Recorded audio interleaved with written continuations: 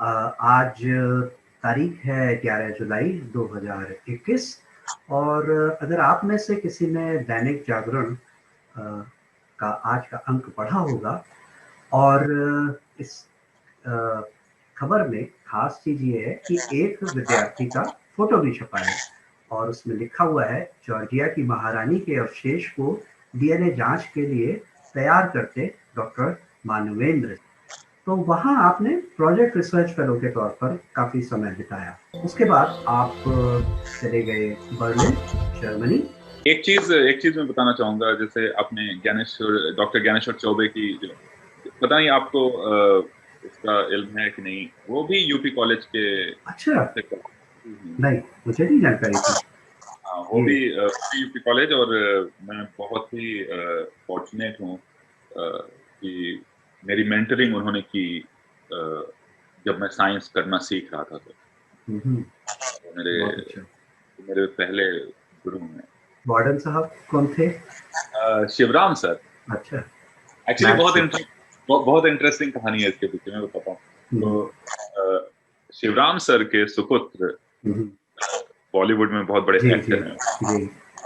वो आए थे हमारे हॉस्टल। उन्होंने हम लोगों को 2-3 बार हम लोगों से मिले और हम लोग को बताया कि कैसे स्टोरी प्रेजेंट करनी है, कैसे एक्टिंग करना है, क्या जो है कि हाव भाव होना चाहिए। तो अभी तो खैर बहुत बड़े एक्टर हैं। खबर पढ़ रहे हैं जॉर्जिया के संदर्भ में, जो हमारे विदेश मंत्री जी वहाँ गए और वहाँ की महारानी के संदर्भ में, और आज के वाराणसी के दैनिक जागरण में आपका फोटोग्राफ छपा है।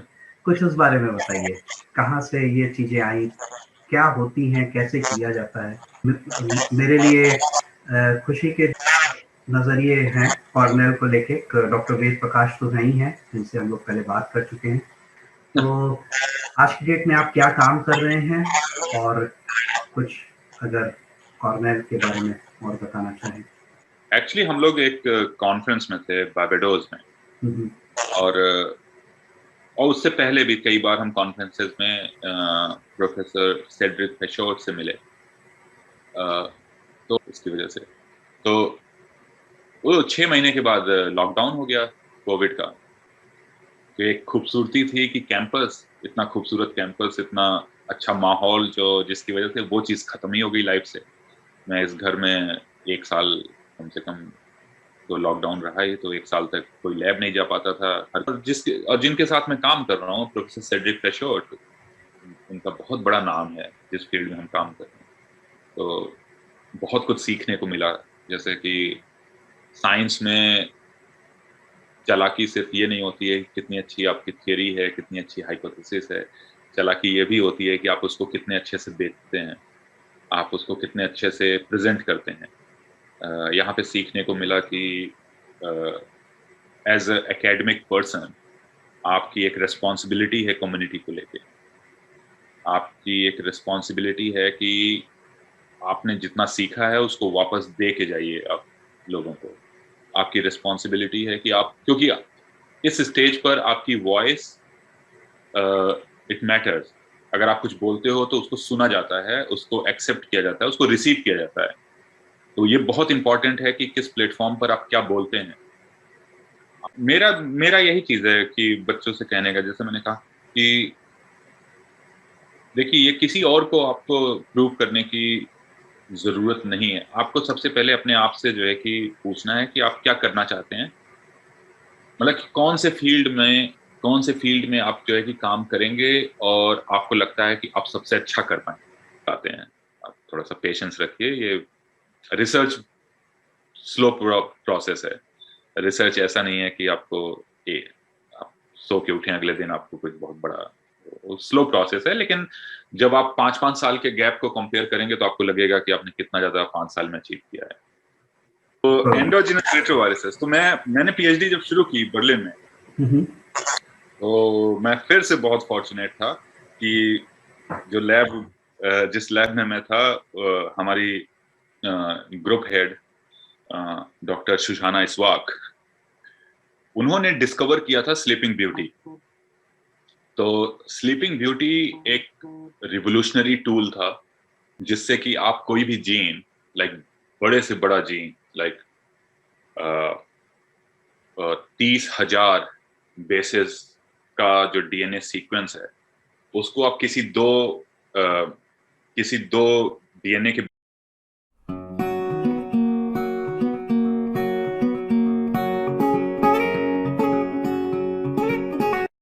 नमस्कार। आज हम लोग डॉक्टर मानवेंद्र सिंह जी से बात करने जा रहे हैं।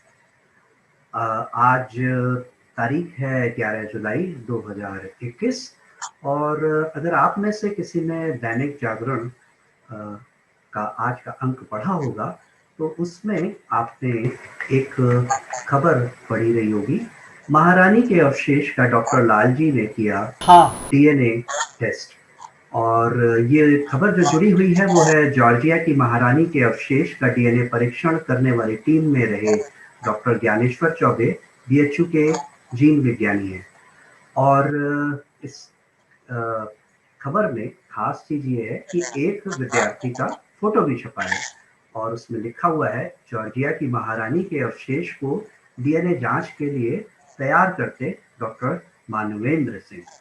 और ये हम सब लोगों के लिए गर्व की बात है कि डॉक्टर मानवेंद्र सिंह, जो कि आज बहुत ही नामी यूनिवर्सिटी कॉर्नेल यूनिवर्सिटी में अमेरिका में बैठे हुए हैं, वो आज हमसे बात करने जा रहे हैं क्योंकि उन्होंने बीएससी यूपी कॉलेज से किया है। तो मैं उनका थोड़ा पहले परिचय दे दूं।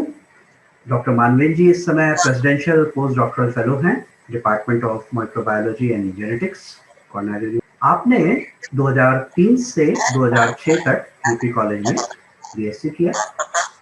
2007 से 2008 तक आपने एमएससी बायोटेक्नोलॉजी बुंदेलखंड यूनिवर्सिटी से 2008 से 2012 आप भारत की बहुत ही नामी संस्था centre for cellular and microbiology Hyderabad, जिसको कि सीसीएमबी के तौर पर बहुत अच्छे से जाना जाता है, उसी के पास आईआईसीटी भी है, Indian institute of chemical technology, उसी कैंपस के में। तो वहाँ आपने प्रोजेक्ट रिसर्च फेलो के तौर पर काफ़ी समय बिताया। उसके बाद आप चले गए बर्लिन जर्मनी और वहाँ आपने पीएचडी शुरुआत की। इसी बीच आपको पोस्ट ग्रेजुएट स्कॉलर के तौर पर मौका मिला यूनिवर्सिटी ऑफ बाथ यूके में जाने का, डिपार्टमेंट ऑफ बायोकेमिस्ट्री में। वहाँ आपने साल भर स्पेंड किया। फिर आपने पीएचडी अपनी 2017 में खत्म की। 2017 से 2019 के बीच आपने पोस्ट डॉक्टरल साइंटिस्ट के तौर पर उसी संस्था में बर्लिन जर्मनी में काम आगे बढ़ाया और 2019 से अब तक आप वहां पर गेस्ट साइंटिस्ट के तौर पर काम कर रहे हैं। लेकिन उससे भी महत्वपूर्ण चीज ये है कि 2019 के बाद से आज तक आप प्रेसिडेंशियल फेलो कॉर्नेल यूनिवर्सिटी से के तौर पर आप वहां पर जुड़े हुए हैं। आपका काम जो है वो एंडोजिनस रेट्रो एलिमेंट्स से संबंधित है। मेरी निजी जानकारी इस पर ज़्यादा नहीं है। इस इंटरव्यू के दौरान हम डॉक्टर मानवेंद्र जी इसके बारे में और विस्तार से बात करेंगे। अगर हम डॉक्टर मानवेंद्र जी के पब्लिकेशंस की बात करें तो इतने बहुत प्रतिष्ठित जर्नल्स में इनके पेपर छपे हैं: Viruses, Cell Report, JCI Insight, Circulation, Nature Protocols, Nature, Placenta, Cell Stem Cell, Nucleic Acid Research, Blood और पता नहीं कितने ज्यादा। और अवार्ड्स के तौर पर आपको ढेरों अवार्ड मिले हैं, जिनमें से अगर मैं बात करूं तो जीआरएफ आपकी रही ही है सीसीएमबी के दौरान, plaque of honour, certificate of appreciation आपको मिला फरवरी 2011 में, हेल्महोल्ट्ज पीएचडी फेलोशिप आपको मिली, यंग रिसर्च अवार्ड मिला, ट्रेवल अवार्ड आपको मिला सिंगापुर जाने के लिए, कम लॉ डे और प्रेसिडेंशियल फेलोशिप तो है ही है। आप साइंस को बढ़ावा देने के लिए आउटरीच प्रोग्राम्स के साथ भी जुड़े हुए हैं, जिसमें कि आप एक पॉडकास्ट में ओपन साइंस की पॉडकास्ट पर आपने, जो कि ओरियन कम्युनिकेशन जिसको संचालित कर रही है, उसमें आपने आज जैसे आप बात कर रहे हैं उसी तरह वहां पर भी अपने विचारों को रखा है। Looking for so genetic aberrations or epigenetic aberrations which is causing preeclampsia, so that is pregnancy disease. So women, when they get pregnant, sometimes they have hypertension and high blood pressure and all those things, so the quality of embryo or quality of their placenta goes bad. और काफी public talk में आप जुड़े रहे हैं। Sports की अगर बात करें तो क्रिकेट खेलने के आप बहुत शौकीन हैं, इसके बारे में हम बात करेंगे। तो डॉक्टर मानवेंद्र जी, आपका बहुत-बहुत स्वागत है। नमस्ते sir, thank you so very much. बहुत बहुत ही उम्दा इंट्रोडक्शन था। Thank you. एक चीज़ मैं बताना चाहूँगा, जैसे आपने डॉक्टर ज्ञानेश्वर चौबे की जो, पता नहीं आपको उसका इल्म है कि नहीं, वो भी यूपी कॉलेज के अच्छा, से हुँ। नहीं, मुझे नहीं जानकारी थी। जी, जी, वो उन्होंने एक्चुअली मेरे, अगर मैं गलत नहीं हूँ, तो उन्होंने बीएससी, एमएससी दोनों यूपी कॉलेज से किया है। अच्छा, हाँ, उसके बाद वो भी सीसीएमबी में प्रोफेसर लालजी सिंह के साथ काम किया। उन्होंने बहुत ही आइकॉनिक पेपर्स पब्लिश किए हैं अपने करियर के दौरान। जी, अ, अब वो ग्रुप लीडर, मेरे ख्याल से एसोसिएट प्रोफेसर की पोजीशन पे बीएचयू में हैं। जी। तो तो आपके लिए बहुत आसान होगा उनको भी पकड़ना। बिल्कुल, बिल्कुल, थैंक यू। आपने बहुत मेरे लिए बहुत बड़ी जानकारी दी क्योंकि इस कोरोना के पीरियड में प्रोफ़ेसर ज्ञानेश्वर चौबे का हर दूसरे-तीसरे दिन कुछ न कुछ उनका वक्तव्य, उनका इंटरव्यू आता रहता था और शहर और इस क्षेत्र के लोगों के लिए बहुत जानकारियाँ मिलती रहती थी। हाँ, ये वो भी यूपी कॉलेज, और मैं बहुत ही फॉर्चुनेट हूँ कि मेरी मेंटरिंग उन्होंने की अ, जब मैं साइंस करना सीख रहा था, तो हुँ, हुँ, वो मेरे बहुत अच्छा। मेरे पहले गुरु हैं। जी, जी। आपके अलावा डॉक्टर साक्षी सिंह जी के बारे में भी मुझे हाल में जानकारी मिली, जो कि यूपी कॉलेज से ही बीएससी, एमएससी हैं और फिर प्रोफ़ेसर लालजी सिंह जी के साथ जुड़ी रहीं, सीसीएमबी में उन्होंने समय बिताया, बीआरसी से जुड़ी रहीं और आज की डेट में वो यूनिवर्सिटी ऑफ यूट्रेक्ट जो कि नीदरलैंड्स में है, वहाँ पर अपना योगदान दे रही हैं। हम लोग उनसे भी कभी बात करेंगे। हाँ, साक्षी मैम बहुत अच्छी साइंटिस्ट हैं। साक्षी जी, मैम मैं उस समय था सीसीएमबी में, जिस वक़्त साक्षी मैम अपना पीएचडी खत्म कर रही थी। जी, बहुत अच्छी साइंटिस्ट हैं, उनसे बहुत सीखने को मिला। जी, जी। बहुत अच्छा, तो शुरुआत हम करेंगे आप कहाँ से हैं? क्या आप वाराणसी से ही हैं कि बनारस के आस-पास के किसी शहर से? सर मैं जौनपुर से हूँ। ये 50 किलोमीटर दूर है मेरे ख्याल से, बॉर्डर टू बॉर्डर। अ, तो मैं बड़ा भी जौनपुर में ही हुआ था। मेरी स्कूलिंग अ, इंटरमीडिएट तक जौनपुर में ही हुई थी। तो फिर जौनपुर से वाराणसी का सफ़र कैसे रहा? बहुत अच्छा रहा सर, क्योंकि मेरे ख्याल से मेरा सौभाग्य था कि मेरी पढ़ाई-लिखाई अच्छी हुई। मैं सेंट जॉन से पढ़ा हुआ था, अच्छा, अ, जौनपुर में, सिद्दीकपुर में। जी। और अगर मैं आपको बताऊँ, तो मेरे बैच में जितने लोग थे, हुँ, हुँ, सब लोग बहुत अच्छा पढ़े-लिखे, हुँ, हुँ, और हर कोई बिज़नेस एंटरप्रेन्योर में है, कोई साइंटिस्ट है, कोई हमारे बैच में मेरे ख्याल से माहौल इतना अच्छा था जी, कि हर कोई बहुत ही अच्छा कर रहा है अपनी अपनी ज़िंदगी में। जी। और ज़्यादातर लोगों से मैं हूँ कनेक्टेड, तो सबसे पता चलता है। तो जर्नी उतनी मेरी मुश्किल नहीं थी। हुँ, हुँ, उसमें मेरा 1 साल का जो है गैप हुआ था, जब मैं मेडिकल एंट्रेंस की तैयारी कर रहा था। लेकिन बहुत जल्दी समझ में आ गया कि मुझसे नहीं हो पाएगा वो। तो फिर वैसे मैं आपको एक बताऊँ, मुझे जो है कि जब जब मैं यूपी कॉलेज में आया था, तो मुझे ये नहीं था कि मुझे रिसर्च करना है पूरी जी, ज़िंदगी भर। जी, मुझे लगता था कि मुझे शायद बिज़नेस, मैनेजमेंट, एडमिनिस्ट्रेशन, शायद इनमें जाना हो। जी। लेकिन हो ही जाता है, जो लिखा होता है, जो हुँ, होना हुँ, होता है, वो हो ही जाता है। हाँ, तो यूपी कॉलेज, जौनपुर से यूपी कॉलेज की जर्नी उतनी तकलीफ़देह नहीं थी मेरे लिए, बहुत ही हुँ। आसानी से हुआ सब कुछ। क्या आप उस समय हॉस्टल में रहते थे, जब आप फर्स्ट ईयर में आए? मैं जो है कि हॉस्टल में रहता था, हाँ, ओके। मैं उसमें रहता था, सेकंड हाउस में। हुँ, हुँ, और फिर उसके बाद फिर मैं न्यू न्यू हॉस्टल ए ब्लॉक में रहता था। यादें तो बहुत हैं सर, मैं कहाँ शुरू करूँ? हुँ, हुँ, यादें तो मतलब वो दिन तो नहीं भूला है ना। हुँ, हुँ। हम लोगों का जब एग्ज़ाम आता था, तो मेरा जो रूममेट था, उसका भी नाम मानवेंद्र सिंह था। मेरा मेरा रूममेट था मानवेंद्र सिंह था, और एग्जाम में हम दोनों आसपास बैठते थे। अच्छा। और वो लड़का इतनी पढ़ाई करता था, वो इतना जीनियस था, मुझे देख के जो है मुझे लगता था कि अगर इसके जैसा मैं बन जाऊं तो मेरा करियर बन जाएगा। तो लेकिन हाँ, तो एक ये थी कि संगत बहुत बड़ी चीज होती है। मेरे ख्याल से मेरे हॉस्टल में जितने मेरे कलीग्स थे, चाहे वो न्यू हॉस्टल ए ब्लॉक हो चाहे सेकंड हाउस हो, मेरे ख्याल से सब मेरे कलीग्स बहुत पढ़ने वाले थे। हम लोग हम लोग ज्यादातर साइंस की ही बातें करते थे, और हम लोगों को तो हम, मेरे ख्याल से इसकी वजह से एक समझ जो आ जाती है साइंस की, मेरे ख्याल से बीएससी खत्म होते होते एक साइंस की समझ आ गई थी। कम से कम ये पता था कि हाँ, हम किसी गलत रास्ते पे नहीं, कोई ये ऐसा रास्ता नहीं है जो आगे जाके बिल्कुल खत्म ही हो जाएगा। और मानवेंद्र जो मेरा रूम पार्टनर था, उसने बीएचयू से पीएचडी की, फिर मेरे ख्याल से उसने एमएससी भी यूपी कॉलेज से ही किया था, शायद केमिस्ट्री में, मुझे उतना ध्यान नहीं। तो उसने पीएचडी की। फिर मेरे बाकी जो दोस्त थे सब, मेरा एक रवि, भानु प्रकाश, ये लोग डॉक्टर्स हैं आज की डेट में।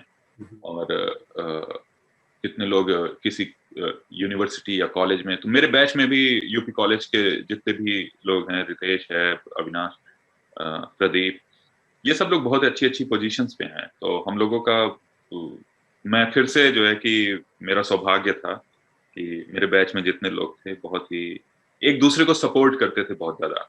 लाइक सपोर्ट का मतलब ये नहीं है कि सिर्फ किसी को कुछ दे दिया, या किसी को किसी की गाड़ी पंक्चर हो गई है तो उसको लिफ्ट दे दिया, इस तरह का सपोर्ट नहीं, बहुत इमोशनल सपोर्ट। एक हमेशा ये ख्याल रहता था कि अगर मैं यहाँ पे फेल भी हो गया तो इतने अच्छे जो है कि मेरे कलीग्स हैं, इतने अच्छे दोस्त हैं, ये लोग संभाल लेंगे। तो एक जो इमोशनल सपोर्ट होता है आपके कलीग से, चाहे वो आपके फैमिली से आए, चाहे वो आपके कलीग से आए, चाहे वो आपके टीचर से आए, मेरे ख्याल से वो किसी का कंस्ट्रक्शन करने के लिए बहुत जरूरी होता है। और मैं फिर से मैं कहूँगा मैं फॉर्चुनेट हूँ, मेरा तीनों, मेरी फैमिली, मेरे दोस्त, मेरे टीचर्स, मुझे बहुत इमोशनल सपोर्ट मिला सबसे। तो कॉलेज परिसर के संदर्भ में सेकंड ईयर और थर्ड ईयर कैसा रहा? बहुत अच्छा रहा, अब इतना सीखने को मिला। मुझे लगता था कि पहली बात की किताबें इतनी मोटी मोटी होती थी कि हमें लगता था, क्योंकि हम लोग जिस तरह से स्कूल में पढ़े, हमारी किताबें उतनी मोटी नहीं होती थी यहाँ पे। तो जब इसमें इतनी मोटी मोटी किताबें होती थी, मुझे नहीं लगता था कि मैं पढ़ पाऊंगा सारा, या फिर मतलब कि अगर एग्जाम में पता नहीं कहाँ से क्या सवाल आ जाए तो मुझे कैसे पता चलेगा क्या आएगा। लेकिन इतनी अच्छी तरह से पढ़ाया जाता था, मेरे ख्याल से मुझे लगता है कि यूपी कॉलेज की जो पढ़ाई थी, जिस तरह से सारे फैकल्टी पढ़ाते थे, और जिस तरह से कितनी मतलब कितने आसानी से बड़ी-बड़ी चीज़ों को पिरो कर आपके टेबल पे रख देते थे कि देखो ये ऐसा ही है, और इसमें एक्सेप्शन भी हो सकता है, और इसमें जो है बिना एक्सेप्शन के भी इसको आप समझ सकते हो, और इसको अगर आप नहीं भी समझो तो भी कोई बहुत बड़ा भूचाल नहीं आ जाएगा। आपके पास समझने के लिए और भी चीज़ है, जब आगे की चीज़ समझोगे तो शायद पीछे की चीज़ समझ में आ जाएगी। तो इस तरह की चीज़ें वो इतने अच्छे से बताते थे सारे, मतलब मैं अभी नाम लेना शुरू करूँ तो मेरे ख्याल से सारे ही प्रोफ़ेसर, सारे ही टीचर्स वैसे थे। लेकिन हाँ, वो चीज़ जो एक मोटी किताबों का जो एक भार था कंधे पे, उसको इतना हल्का करके दिमाग में डाल देना, वो एक आर्ट था जो हमारे यूपी कॉलेज के टीचर्स ने। तो कैसा फिर सेकंड ईयर और थर्ड ईयर में जैसा कि आपने बताया कि टीचिंग पॉइंट ऑफ व्यू से तो बहुत ही अच्छा आपके लिए समय रहा। कुछ क्या एक्स्ट्रा करिकुलर एक्टिविटीज में भाग लेने का या कुछ ऐसा मौके मिले, या आपने खुद पार्टिसिपेट करने की कोशिश की? जी, जी, बहुत ज़्यादा, मतलब कि हर साल हमारे यहाँ वो होता था स्थापना दिवस। हाँ, उसमें सब लोग करते थे। हमारे यहाँ बहुत सारे जो है कि मेरे मेरे जो कलीग्स थे, वो अलग-अलग चीज़ों में पार्ट करते थे। मुझे एक्टिंग का बहुत शौक था, तो मैंने मैंने 2 बार 2 प्लेज़ में एक्टिंग की थी। एक प्ले भगत सिंह बना था, अच्छा। और और एक मतलब उस तरह से, और बहुत ही वो मतलब कि बहुत ही, क्योंकि उसका आप रिहर्सल करते हैं, आपको 10 दिन तक का रिहर्सल चाहिए होता है, और वो जो एक जर्नी होती है फाइनली स्टेज पर जब आप प्रेजेंट करते हैं उस चीज को as a story, as a message, क्योंकि हमारी एक रिस्पॉन्सिबिलिटी भी होती है कि एंटरटेनमेंट ही नहीं है, लेकिन हमें एक बहुत बड़ा मैसेज देना चाहिए। तो मेरे ख्याल से जब पहली बार जब मैं सेकेंड ईयर में था, तो हमने एकांकी वाले फेज में अपना प्ले किया था, जिसमें हम एक्चुअली दिखा रहे थे कि आज की डेट में अगर भगत सिंह फिर से आ जाए तो उसको कितनी तकलीफ होगी ये देख के कि आसपास कैसा चल रहा है उसके नाम पर। ये हम लोगों को बेस्ट एकांकी का अवार्ड मिला था। हम लोग फर्स्ट प्राइज जीते थे उसमें, और वो तो बहुत ही मजा आया। वार्डन फिर साहब कौन थे? हाँ, वार्डन साहब कौन थे? शिवराम सर। अच्छा। एक्चुअली मैथ से। बहुत इंटरेस्टिंग कहानी है इसके पीछे, मैं बताता हूँ। हम्म, तो शिवराम सर के सुपुत्र हम्म, बॉलीवुड में बहुत बड़े जी जी एक्टर हैं, जी। वो आए थे हमारे हॉस्टल। उन्होंने हम लोगों को 2-3 बार हम लोगों से मिले और हम लोग को बताया कि कैसे स्टोरी प्रेजेंट करनी है, कैसे एक्टिंग करना है, क्या जो है कि हाव भाव होना चाहिए। तो अभी तो खैर बहुत बड़े एक्टर हैं। जी। तो, तो वो तो हम लोगों को एक बहुत बड़ा कॉन्फिडेंस था स्टेज पे जाने से पहले कि हमको तो इन्होंने जो है कि ट्रेन किया है। उनका नाम विनीत सिंह है शायद। जी जी। तो उन्होंने हमको ट्रेन किया है, तो हमसे तो अच्छा कोई हो ही नहीं सकता है। मेरे ख्याल से वो कॉन्फिडेंस जो है स्टेज पर रंग लाया। हाँ, शिवराम सर थे। और मतलब शिवराम सर बहुत ज्यादा बढ़ावा देते थे, बहुत ज्यादा सपोर्ट करते थे ये जो एक्स्ट्रा करिकुलर एक्टिविटीज हैं उनके लिए। चाहे वो आप ये एक्टिंग कह लीजिए या फिर स्पोर्ट्स कह लीजिए, या फिर वो हम लोगों को कहते थे कि फुटबॉल खेला करो। मेरे ख्याल से फिटनेस बहुत जरूरी है मेरे ख्याल से। आप आपके हेल्दी मेंटल हेल्थ के लिए आपका फिजिकल हेल्थ होना बहुत जरूरी है। बॉडी के हर ऑर्गन्स एक दूसरे से क्रॉस टॉक करते हैं, तो वो बहुत जरूरी है। उस चीज का बढ़ावा करते थे। तो हाँ, तो यहाँ भी मैं जो है कि बहुत फॉर्चुनेट था कि शिवराम सर हमारे वार्डन थे। तो और फिर दूसरे हॉस्टल आप बता रहे थे, उसके बाद आप किसी और हॉस्टल में चले गए थे? हाँ, हम लोग थर्ड ईयर में जब थे तो हम लोग न्यू हॉस्टल ए ब्लॉक में चले गए। तो वहाँ पे वार्डन साहब कौन थे? वहां पे हमारे वार्डन शायद एमपी सिंह सर थे। अच्छा अच्छा। हाँ, शायद एमपी सिंह सर थे। एमपी सिंह सर कि NP Singh sir? MP MP Singh, MP botany. Botany. Botany वाले सर थे। लेकिन बॉटनी वाले सर थे वो बहुत ही ज्यादा सीधे, बहुत ही ज्यादा शांत स्वभाव के, बहुत ही उनका डेलिकेसी वाला नेचर था। वो मुझे उतना याद नहीं है एमपी सिंह सर के साथ ज्यादा इंटरेक्शन। मेरे ख्याल से एक और कारण है कि न्यू हॉस्टल ए ब्लॉक में बहुत ज्यादा लड़के थे, अगर आप उसकी तुलना करें सेकंड हाउस से। तो उतना इंटरेक्शन एमपी सिंह सर से नहीं हुआ था, मेरा नहीं हुआ था, बाकी का मुझे नहीं पता। लेकिन जब हम सेकंड हाउस में थे तो हमारा इंटरेक्शन शिवराम सर से बहुत ज्यादा था। तो फिर बीएससी के बाद क्या बीएससी थर्ड ईयर आते आते तक आपने फिर क्या सोचा आगे के लिए? अरे बीएससी थर्ड ईयर में सर हम कोचिंग करते थे उसके लिए। एक कैट एग्जाम होता है, जी जी वो एमबीए के लिए होता है। जी।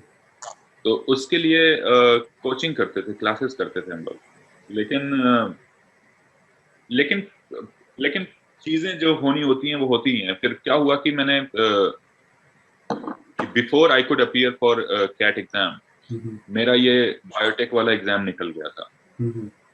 और उस वक्त क्या हुआ था कि घर से और हर जगह से ऐसा था कि भाई ये वाला एग्जाम निकल गया है। बायोटेक लोगों को लगता था कि बहुत ही बड़ी कोई फील्ड है, जहाँ पे जैसी हमारी मेंटेलिटी होती है जब हम बड़े होते हैं, हमारी स्पेशली हमारे सोसाइटी में, छोटे शहरों में, कि भाई यहाँ पे कम से कम एक इज्जत वाली नौकरी जरूर मिल जाएगी।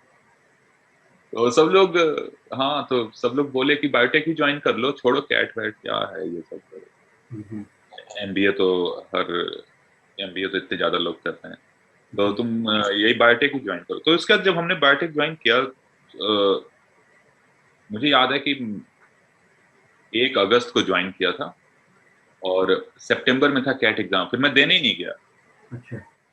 क्योंकि मुझे लग गया कि अब यही करना है, तो हम्म। और टाइम भी उतना नहीं मिलता था, तो देने ही नहीं गया। फिर मुझे लगा कि यही लाइफ है। फिर हाँ, बुंदेलखंड यूनिवर्सिटी जब आप पहुंचते हैं वाराणसी से, वहाँ के बारे में कुछ बताइए। मुझे लगता है जब वही शुरू में तो ऐसा हुआ कि पूरे हिंदुस्तान के अलग अलग जगह से लोग वहां पे आए हुए थे, तो बहुत लोगों का एक्सेंट बिल्कुल अलग था। अच्छा। बहुत लोगों का व्यवहार बिल्कुल अलग था, क्योंकि जब से मैं बड़ा हुआ था, मैं या तो जौनपुर या तो बनारस या तो लखनऊ, इन्हीं लोगों के साथ मैंने ज्यादा इंटरेक्ट किया था। तो वो एक अच्छी फीलिंग आई थी मेरे उसमें कि मैं मतलब पूरा हिंदुस्तान में देख रहा हूँ एक यूनिवर्सिटी के अंदर। हमारे यहाँ कश्मीर से भी लोग थे और हमारे यहाँ लोग आंध्र प्रदेश से भी थे, हमारे यहाँ नॉर्थ ईस्ट मणिपुर, मेरा दोस्त था मणिपुर का, और हमारे यहाँ महाराष्ट्र के भी लोग थे। तो पूरे वो एक दूसरी जर्नी थी। और अगर इंफ्रास्ट्रक्चर वहाँ का अच्छा था, इंफ्रास्ट्रक्चर। एक्चुअली हमारा जो डिपार्टमेंट था वो नया बना हुआ था, उतना मतलब इंफ्रास्ट्रक्चर अच्छा था पढ़ाई का। मतलब ठीक है। अगर आप डिपार्टमेंट में एंटर करते हैं तो आपको लगेगा कि हर जरूरत की चीज है वहाँ पे। फैकल्टी जो थी उसमें 3 फैकल्टीज को छोड़कर बाकी फैकल्टीज बहुत नए थे, तो थोड़ा सा एक्सपीरियंस नहीं था शायद, मेरे ख्याल से। मुझे लगता है कि अब वो ज्यादा अच्छा से बच्चों को हैंडल करते। हाँ, अब उनका थोड़ा सा पॉलिश हो गया होगा, लेकिन जब हम थे तो 3 फैकल्टी बहुत ही अच्छी थी। बाकी बाकी फैकल्टीज से बाकी फैकल्टीज से बात करके या क्लास करके कंफ्यूजन सा होता था, मतलब उतना कन्विंसिंग नहीं लगता था। तो मुझे लगता है कि एक अच्छी फैकल्टी वही है जिससे आप बात करें और बात करने के बाद आपको थोड़ी सी शांति मिले, क्योंकि हम लोग ऐसे स्टेज में होते हैं जब हम बीएससी या मास्टर्स करते हैं कि हमें अगली चीज दिखती है कि अब क्या, इसके बाद अब क्या करना है। तो अगर कोई बहुत ही क्लियर पिक्चर हमें बताता है कि ये देखो ये स्टेप वाइज प्रोसेस है, ऐसे ऐसे स्टेप में जाओगे और तब जो है कि करोगे, तो तुम्हें जो है कि चीजें उस हिसाब से मिलेंगी, तब तो सही है अगर वो चीज समझ में आती है। लेकिन अगर कोई फैकल्टी इस तरह से बताना शुरू करे कि हमें क्या पता, सब अपना अपना देखो ये वो, तो फिर लगता है यार फिर नहीं वो सही है फिर। तो वहां दोनों तरह के लोग थे। जैसे यूपी कॉलेज की जो फैकल्टी, वहां पे बहुत ही स्ट्रेट फॉरवर्ड बताते थे कि यहाँ से क्या करना है क्या नहीं करना है, क्या करोगे तो क्या होगा, क्या नहीं करोगे तो क्या नहीं होगा, और वो बिल्कुल सही हुआ। लेकिन मुझे लगता है कि मेरी बुंदेलखंड यूनिवर्सिटी में उतना मुझे सेटिस्फैक्शन नहीं हुआ उस हिसाब से। सीसीएमबी के बारे में कैसे पता चला? फिर मैं जेएनयू में था जब मैंने पूरी अपनी मास्टर्स थीसिस की जेएनयू में। अच्छा।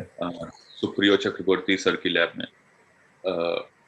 तो मैं जब जेएनयू में था तब मुझे पता चला रिसर्च की इम्पोर्टेंस, और मतलब कि कितना कितना रोमांचक है रिसर्च की, डिस्कवरिंग कोई भी चीज है। जैसे मुझे हर चीज में लाइफ नजर आती थी।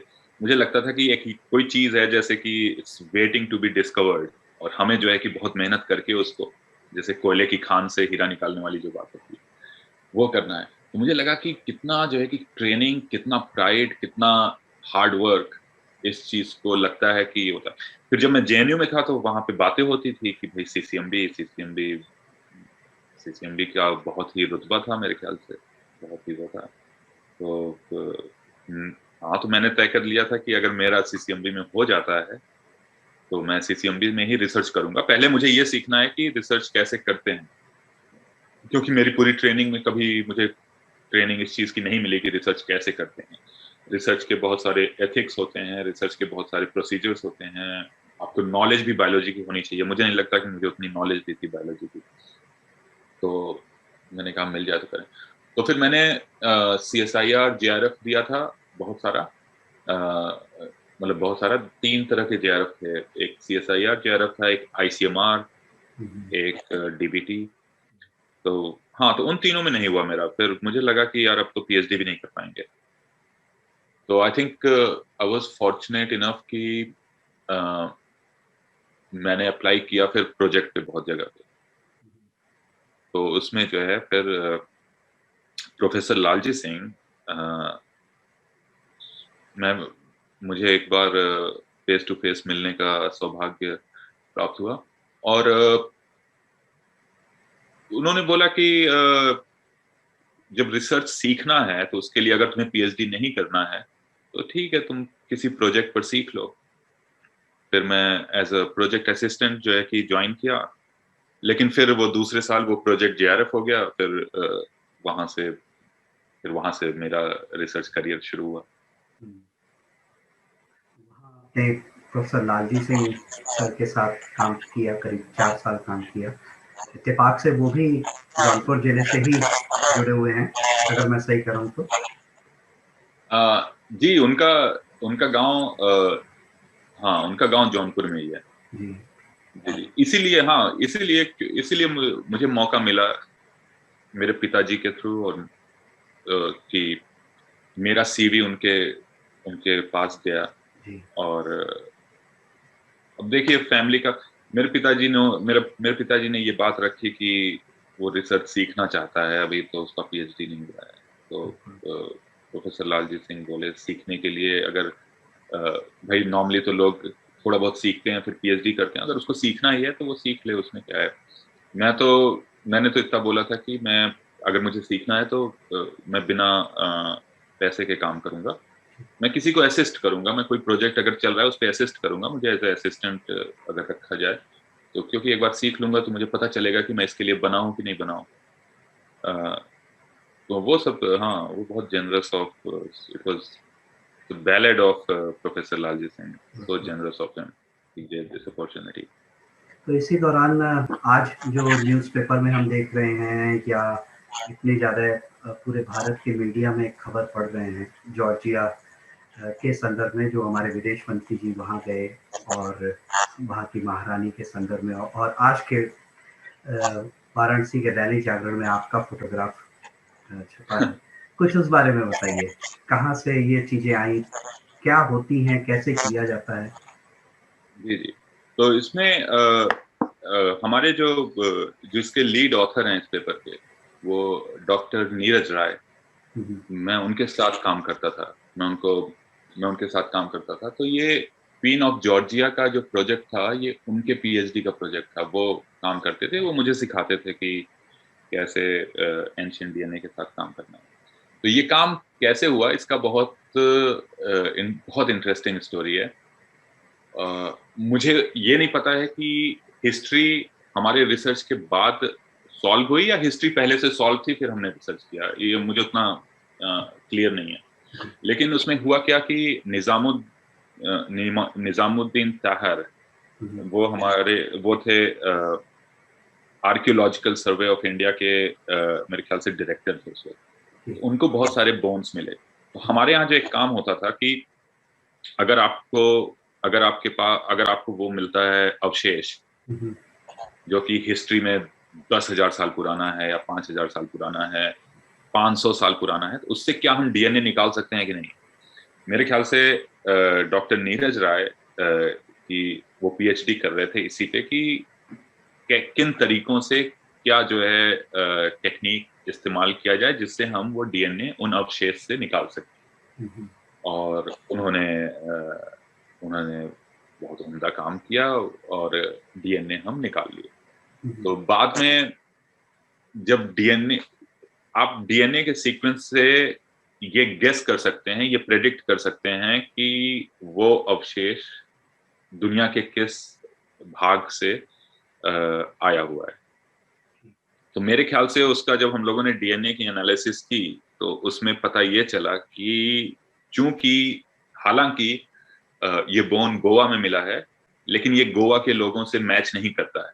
तो इसका मतलब है कि ये जो बोन हम लोग ये हड्डी जिससे हम अवशेष जिससे हम निकाल रहे हैं डीएनए, ये कहीं बाहर का है।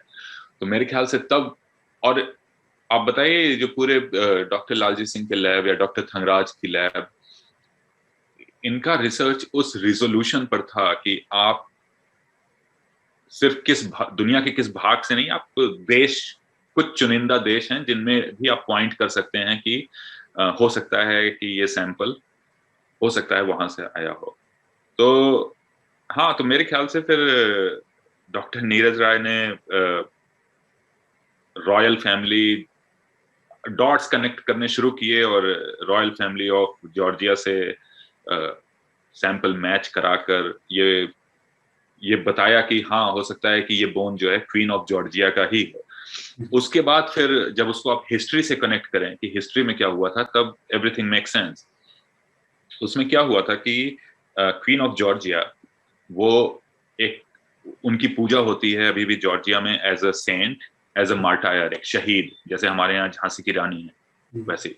तो उनके साथ क्या हुआ था कि पर्शियंस, जो अभी ईरान है, वहां के राजाओं ने अटैक किया था जॉर्जिया में और उनको हरा दिया था लड़ाई में। फिर वो उनको फोर्स कर रहे थे कि आप इस्लाम में कन्वर्ट कर जाइए, क्योंकि वो कैथोलिक थी शायद। तो उनको बोले कि इस्लाम में कन्वर्ट कर जाइए, उन्होंने बोला नहीं करूंगी। तो उनकी फिर तब के जमाने में तो बैटल्स के बाद आपको, तो फिर उनकी जो है कि डेथ हुई। तो फिर बाद में फिर डॉट्स कनेक्ट हुए कि इरानियंस जो है यहाँ आए थे, सेंट अगस्टिन चर्च के आसपास जो कैथोलिक्स थे उनको दफन किया, तब फिर हमें बोन मिली। तो ये सारा था। तो अभी जो है अभी बड़ा इमोशनल मोमेंट था 2 दिन पहले, हाँ 2 दिन पहले, जब फाइनली ये अवशेष जॉर्जियन गवर्नमेंट को वापस दिया गया। और हम क्योंकि ये उनके लिए सिर्फ अवशेष नहीं थे, ये उनके लिए रेलिक्स था। इसका मतलब है कि वो उसकी पूजा करते थे, वो उनके लिए सेंट थी, मार्टायर थी, उसको एज अ देवी का रूप मानते थे वो लोग। तो अभी बहुत सारे वीडियो में अभी परसों देख रहा था कि जॉर्जिया के लोग नतमस्तक हो रहे हैं, उनका ना अपना पैर छू रहे हैं, और ये सब वो इमोशनल मोमेंट था कि हाँ, एक टाइम पे मैं भी इस रिसर्च का पार्ट था, जो कि of course professor Lalji Singh, doctor Thangaraj, Dnyaneshwar Choubey भी उसका पार्ट थे, नीरज राय उसके पहले ऑथर हैं इस पेपर के। तो मैं भी उसका बड़ा ही जी बहुत ही अच्छा लगता है अगर कभी ये सब बिल्कुल 1600 एडी के आसपास की ये सारी बातें हैं। और जैसा कि हम सभी जानते हैं 700 एडी के बाद जो है इस्लाम आ रहा है, और फिर वो 4 भाग में बंटता है। एक जो है इंडिया के संदर्भ में है ही है, दूसरा पर्शिया का है, तीसरा जो है स्पेन की तरफ जा रहा है, और चौथा अफ्रीका की तरफ जा रहा है।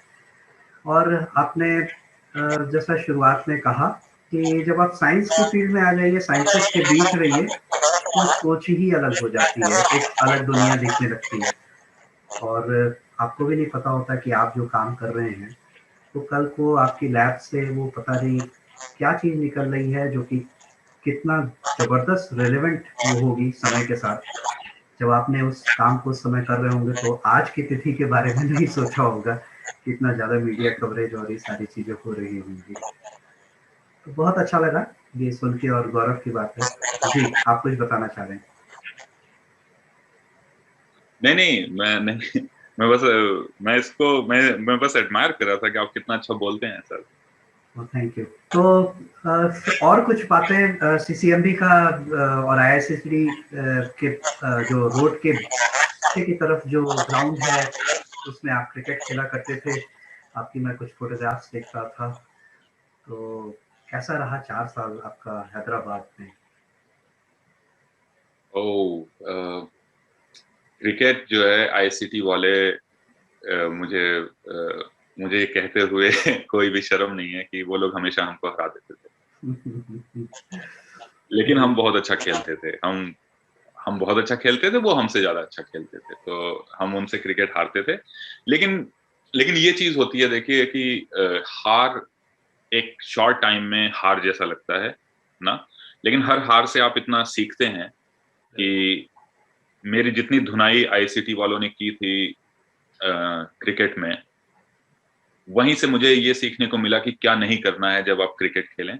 और इसकी वजह से जब मैं जर्मनी में गया, तो फिर मैंने मैंने स्टेट पे उस पे खेला क्रिकेट, वहाँ के नेशनल लेवल पे खेला, और चीजें आसान हो जाती हैं जब आप अपनी गलतियों से सीखें, अपने हार से सीखें अपने। और ये मेरे ख्याल से मैं नए जनरेशन के लोगों को भी ये मैसेज देना चाहता हूँ कि हार जीत, फेलियर, ये सब इम्पोर्टेंट नहीं है।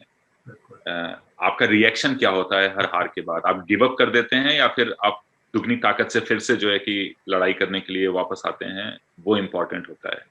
अगर आप गिव अप कर देते हैं, मैदान छोड़ देते हैं, तो फिर वो मैदान आपके लिए था ही नहीं कभी। और अगर आप लौट के वापस आके दुगनी मेहनत से करके उसको जीत जाते हैं, तो फिर वो एपिक होता है। हाँ, लेकिन सीसीएमबी में क्रिकेट ऑफ कोर्स एक जो है कि हमारा बहुत मतलब उस तरह का जो है माहौल था जिसमें हर कोई साथ में आ जाता था। हम लोग जैसे हम लोग की जीनोमिक्स की लैब थी, तो ज्यादातर टाइम हम लोग आपस में इंटरेक्ट करते थे। लेकिन सैटरडे वगैरह को, संडे को जब हम क्रिकेट खेलते थे, तो पूरे सीसीएमबी के अलग अलग लैब से अलग अलग postdocs, faculty, PhD students, हम लोग सब लोग एक साथ जो है कि खेलते थे। उसका हम लोग कभी कभी इंतजार करते थे कि सैटरडे आए और हम लोग फिर से जो है कि क्रिकेट खेलें। और फिर कभी कभी मैच आईसीटी वालों से होता था, उसके बाद हम लोग ना हारते थे, अपना घर आ जाते थे। लेकिन आपस में भी हम लोग बहुत खेलते थे, उसमें बहुत फन होता था, बहुत ही एंजॉयमेंट होता था। फिर उसके बाद सीसीएमबी और भी टूर्नामेंट्स खेलता था, जैसे एचसीए का लीग था कोई, वो खेलते थे हम लोग। तो मुझे वो भी खेलने का मुझे सौभाग्य प्राप्त हुआ। मैं सीसीएमबी की तरफ से खेलता था और क्रिकेट उसमें, और बहुत बहुत ही मजा आता था, बहुत एंजॉयमेंट था। रिसर्च तो एंजॉय, मतलब एक चीज है जो मुझे बाहर कभी देखने को नहीं मिला, कि जैसे बाहर क्या होता है कि अगर आपको कोई बोले कि सैटरडे संडे को काम करना है, खासकर जर्मनी में जैसे मैंने देखा, सैटरडे संडे को काम करना है, तो लोगों को परेशानी हो जाती है। लोग कहते हैं कि ये मेंटल हैरेसमेंट है और ये रिसर्च में बहुत बड़ी चीज है। मैं उनका भी पॉइंट देखता हूँ कि हाँ ठीक है, अगर तुम कॉन्ट्रैक्ट साइन करके जॉब कर रहे हो, तो कोई तुम्हें फोर्स नहीं कर सकता वीकेंड पे काम करने के लिए। सीसीएमबी में एक चीज देखने को मिला कि आपको 24 घंटे, सातों दिन कोई ना कोई काम करता हुआ दिखता ही रहता था। और वो काम ऐसा नहीं लगता था कि किसी को आप देखें और वो काम कर रहा है तो वो आपको बहुत दुखी नजर आ रहा हो या फिर बहुत फ्रस्ट्रेट नजर आ रहा हो। सबके चेहरे पे स्माइल होती थी, एक दूसरे से इतनी अच्छी तरह से हम लोग बात करते थे, इतनी रेस्पेक्ट थी हर किसी के काम को लेके। हमारा छोटा सा भी पेपर आता था तो लैब में मिठाइयाँ और केक और ये सब हम सबको इनवाइट करते थे कि हमारा पेपर है, आ जाओ आओ। दूसरे के पेपर में भी हम, एक बहुत ही फैमिली जैसा एनवायरनमेंट, एक बहुत ही, मतलब मुझे लगता है कि सीसीएमबी जाके ऐसा लगा कि एक फैमिली सी मिल गई है। आसपास के लोग, हर कोई एक दूसरे को इतना सपोर्ट करता है, एक दूसरे के सुख दुख बांटते हैं, तो वो बहुत अच्छा था। और मेरा ये भी था कि वो मैं डॉक्टर नीरज राय के साथ काम करता था, वो बड़े पॉपुलर थे वहाँ पे, तो मैं उनके साथ ही जो है काम करता था, उनके साथ ही मेरा ज्यादा समय गुजरता था। तो इसकी वजह से भी मुझे बहुत सारे लोगों से मिलने का मौका मिला, इंटरेक्ट करने का। तो हाँ, मेरी जर्नी सीसीएमबी में one of the best journeys in my research career. CCMB की लीड ही जो है प्रोफेसर भार्गव जी ने रखी, और प्रोफेसर भार्गव को किसी को भी अगर सुनने का मौका मिला होगा तो वो उनके लेक्चर को भूल नहीं सकता कि वो साइंस को किस सादगी से पेश किया करते थे। वो बहुत ही एक चार्म होता था। तो जी, मुझे प्रोफेसर भार्गव से मिलने का भी मौका मिला। उनके जन्मदिन पे हमारे यहाँ होता था एडनेट, एक कॉन्फ्रेंस करके, वो इंटरनेशनल कॉन्फ्रेंस होता था। उसमें मुझे बेस्ट पोस्टर प्रेजेंटेशन का भी अवार्ड मिला, उन्होंने अवार्ड दिया था, उनसे हाथ मिलाने का मौका। प्रोफेसर भार्गव के हर कोई फैन था, मतलब हर कोई प्रोफेसर भार्गव का बहुत ज्यादा फैन था। वो मेरे ख्याल से पद्मश्री उनको भी मिला था, और प्रोफेसर लालजी सिंह को भी पद्मश्री मिला। प्रोफेसर लालजी सिंह भी बहुत तारीफ करते थे। वो लोग, उन लोग का लीग अलग ही था, प्रोफेसर लालजी सिंह और भार्गव। तो सीसीएमबी से जर्मनी के शुरुआत कैसे हुई? क्यों नहीं अमेरिका, क्यों नहीं यूके? क्या खास ट्राई यूनिवर्सिटी बर्लिन में नजर आया? तो उसमें सर ये हुआ था कि पहली चीज अमेरिका में पीएचडी करने के लिए जीआरई GRE जीआरई का जी, स्कोर ये हुआ होता था। टॉफल और तो GRE। हाँ, तो मुझे मुझे वो पॉइंट नहीं समझ में आता था कि मुझे पहली बात ये भी लगता था कि शायद मेरा ना निकले। और जितनी भी मैंने इंडिया में जितने भी मैंने कंपटीशन दिए थे, चाहे वो CSIR JRF हो, चाहे वो प्री मेडिकल टेस्ट हो, मैं हर में तो फेल हुआ था। तो मुझे एक तरह से फोबिया था इस तरह के कंपटीशन से। मुझे एक तरह से लगता था कि अगर ये कंपटीशन है तो सब पास हो जाएंगे लेकिन मैं नहीं होगा। मुझको जो है कि एक ये डर था हमेशा। तो इसलिए मैंने कभी जीआरई वगैरह दिया ही नहीं। मैंने उसके लिए ना तो तैयारी की ना दिया। जर्मनी का क्या हुआ कि अब जैसे यूरोप में कुछ ही देश हैं, मतलब कि यूके को अगर छोड़ दें तो, क्योंकि यूके के लिए भी आपको वो इंग्लिश प्रोफिशिएंसी के टेस्ट देने होते थे जाने के लिए। तो IELTS। हाँ, तो यूरोप में कुछ ही देश हैं जो मतलब कि जिनका रिसर्च बहुत अच्छा है और वो देश फाइनेंशियली भी बहुत साउंड है। उनमें फ्रांस है, जर्मनी है, आपका स्कैंडिनेवियन कंट्रीज हैं, हाँ स्वीडन। स्कैंडिनेवियन कंट्रीज हैं, स्विट्जरलैंड है, ऑस्ट्रिया है, नेदरलैंड है, ये सारी हैं। तो उसके बाद जर्मनी का क्या हुआ कि मुझे ये सुनने को मिला था कि 3 साल में पीएचडी हो जाती है। जी। और मुझे लगता था कि ठीक है, रिसर्च तो मैंने सीसीएमबी में सीख ही लिया है कि रिसर्च कैसे करते हैं, बेसिक क्या ज़रूरतें होती हैं रिसर्च के लिए, वो सब तो मैंने सीसीएमबी में। मैंने कहा मुझे उतनी 5 साल 9 साल की पीएचडी नहीं करनी है ना। यूएस में भी यही है कि आपको एकदम 6 रगड़ते साल हैं 7 PhD। साल बिल्कुल। हाँ, तो मैंने कहा इतना टाइम तो, जब मैंने आधा पीएचडी का टाइम तो मैंने सीसीएमबी दे दिया, तो मुझे कहीं यहाँ जाना होगा जहाँ पीएचडी मिले। फिर वहाँ पे भी मैं अप्लाई करता था। मैंने एप्लीकेशंस बहुत सारी यूनिवर्सिटीज़ में भेजा था।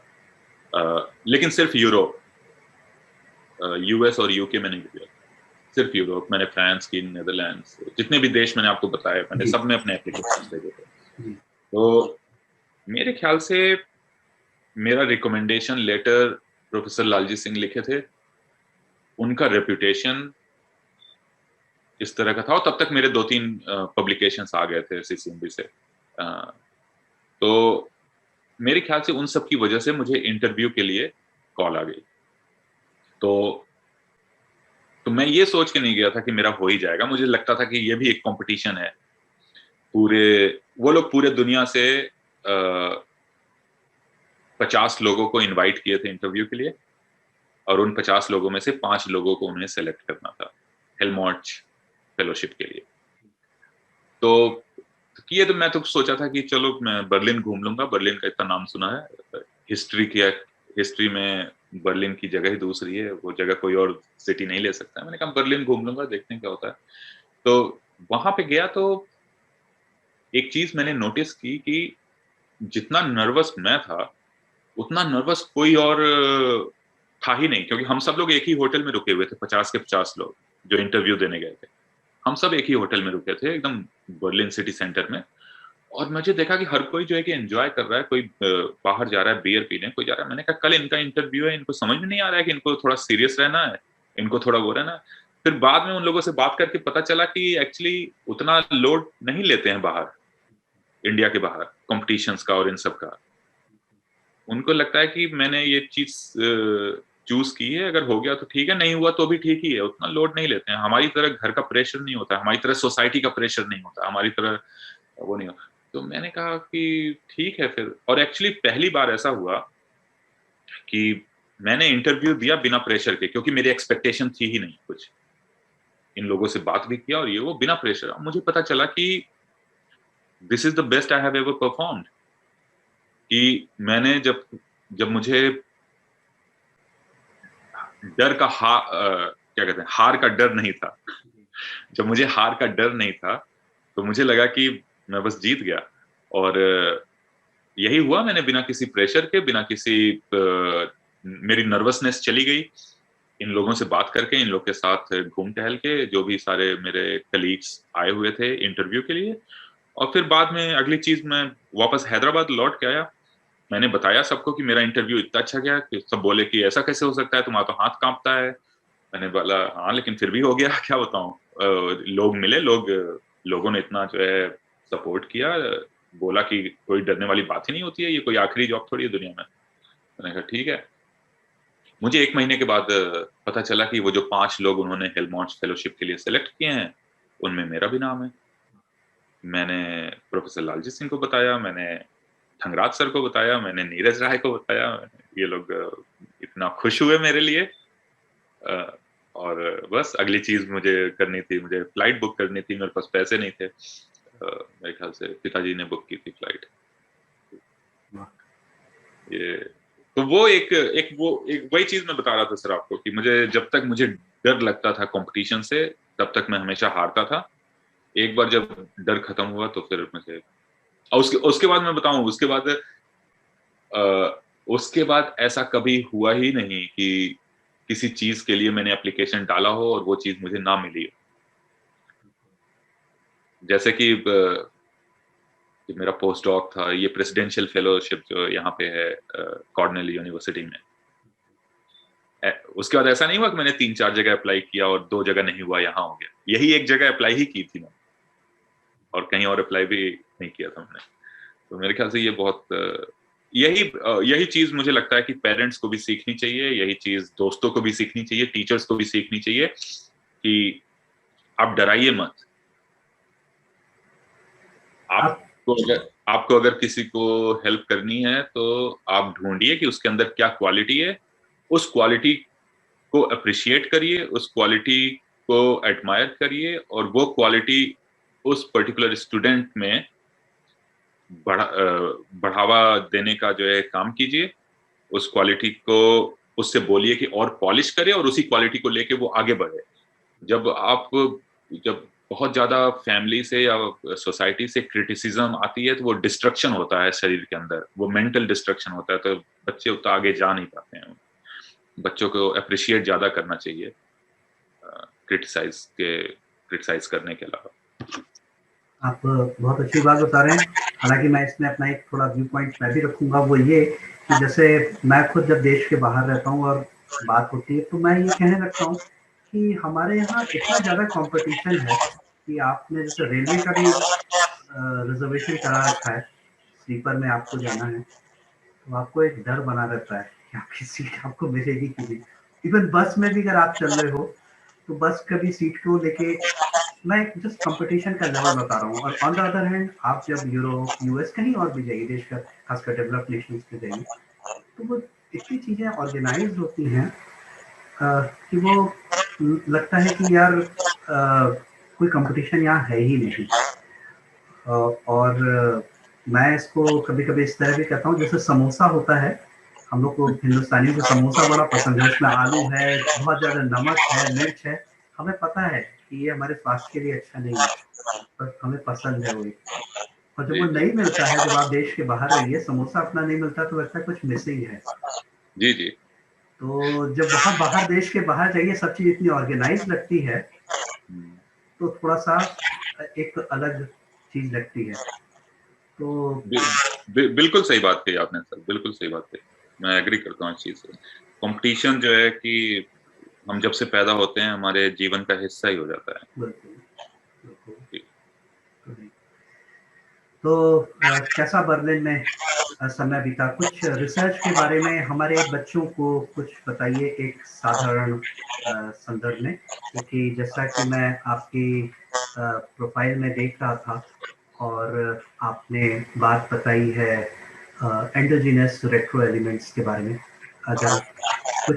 जी, तो एंडोजीनस रेट्रोवायरसेस, तो मैंने पीएचडी जब शुरू की बर्लिन में, तो मैं फिर से बहुत फॉर्चुनेट था कि जिस लैब में मैं था, हमारी ग्रुप हेड डॉक्टर सुशाना इस्वाक, उन्होंने डिस्कवर किया था स्लीपिंग ब्यूटी।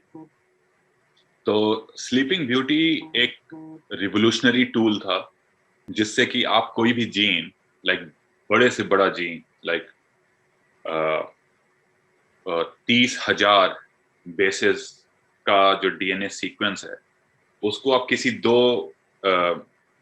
दो डीएनए के बीच में आप उसको रख के आप उसको इंसान के, या फिर इंसान क्या, उन्होंने डिस्कवर किया कि आप इंसानों से लेके, बंदर से लेके, चूहे से लेके, कितने भी, किसी भी ऑर्गेनिज्म में आप वो पहुंचा सकते हैं, उसको इंटीग्रेट करा सकते हैं डीएनए के अंदर। तो ये बहुत बड़ा रिवोल्यूशनरी टूल था। तो वो एक सेलिब्रिटी थी जीनोम इंजीनियरिंग के फील्ड में।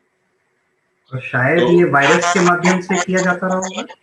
नहीं, वहीं पे जो है कि इनका टूल बाकी सारे टूल को मात दे देता है कि वायरस के माध्यम से जब ये लोग करते थे तो उसका साइड इफेक्ट होता था बहुत। लेकिन जब इन्होंने स्लीपिंग ब्यूटी डिस्कवर किया तो ये पता चला कि ये सबसे कम साइड इफेक्ट के साथ जीन की डिलीवरी कराता है। तो एक बहुत बड़ा जो है कि भार था कि इतने बड़े सेलिब्रिटी के साथ काम करना। और उसके बाद इन्होंने बताया कि कुछ नया सोच रहे हैं। और वो नया क्या सोच रहे हैं कि जो वायरसेस थे, जैसे HIV वायरस फॉर एग्जांपल, तो इसी तरह के बहुत सारे वायरसेस आज से 30 मिलियन साल पहले, 40 मिलियन साल पहले जो हमारे एंसेस्टर्स को इन्फेक्ट किए थे। तो माना यह जाता है कि बहुत सारे लोगों की एंसेस्टर्स जो भी थे उनकी डेथ हो गई होगी, लेकिन वो लोग जो सरवाइव किए, वो लोग जो बचे, वो लोग वो थे जो उस वायरस को हैंडल कर सकते थे, जो उस वायरस को अपने अंदर रख सकते थे और तब भी जिंदा रह सकते थे। जैसे कि फॉर एग्जांपल अगर आज की डेट में HIV हर किसी को इन्फेक्ट करता है तो बहुत सारे लोगों की डेथ हो जाएगी और बहुत सारे लोग बच जाएंगे। तो जो लोग बच जाएंगे वो लोग, उनको एलीट कहते हैं, जो लोग वायरस को कंट्रोल कर सकते हैं अपने अंदर ऑटोमेटिकली, स्पॉन्टेनियसली। तो ऐसे ही जो है कि वायरसेस के इन्फेक्शन हमेशा होते रहे हैं हिस्ट्री में, इवोल्यूशन में। और ये जो है वायरस एक जनरेशन से दूसरे जनरेशन हमारा हिस्सा बनते रहे हैं। तो उसके बाद हमें पता चला कि 8% हमारा पूरा डीएनए जो है एक्चुअली वायरसेस से आया है, ऐसे ही रिट्रो वायरस से आया है जिस तरह से HIV।